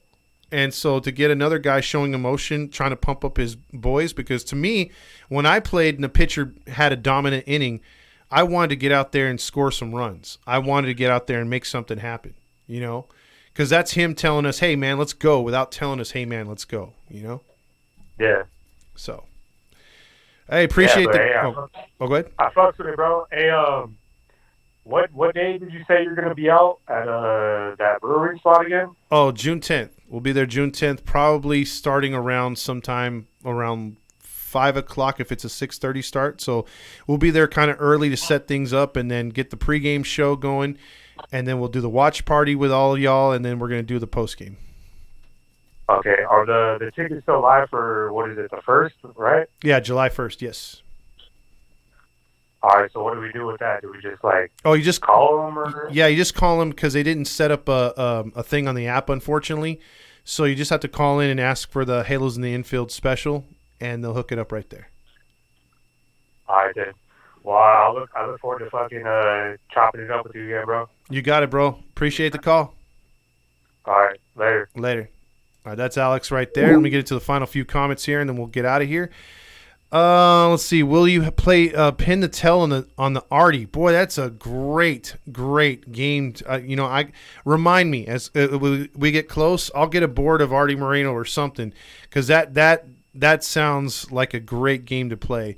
Also, we need to play some beer pong. Hayes says a Thice jersey giveaway. Those are two good ideas.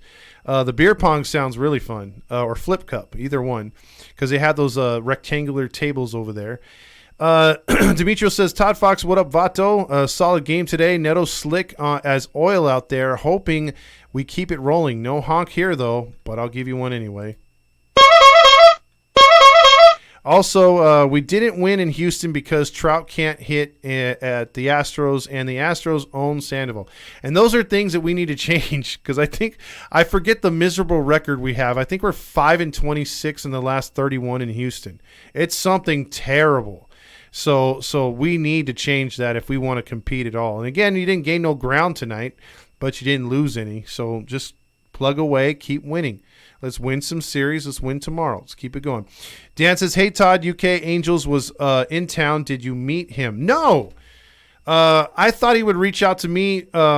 He did give me a date on the last time that we did the podcast. He said that he wanted to have a beer with us and everything else like that. I didn't know he was going to be there for the entire series, and we never quite communicated. I had a lot going on. So, yeah, it was a missed opportunity by both sides. The box score says, hey, they're still shitty. So that's a reverse honk right there. But like I tell you, Box Score Podcast, we must keep our composure. Come on, all right, everybody. That's what I'm talking about, guys. We've made a great effort so far. Let's just keep it up. That's right! We can't have anyone freak out there, okay? We've got to keep our composure. We've come too far. There's too much to lose. We've got to keep our composure. And if we're getting better, then you're telling me there's a chance. So you're telling me there's a chance? Yeah! So everybody, have a good rest of your evening. What's left of it. It's now 10 o'clock. We've been on for an hour and 48 minutes. Angels get the win. Angels get the win. We will see you tomorrow. Let's make it 2. Let's beat them Sox.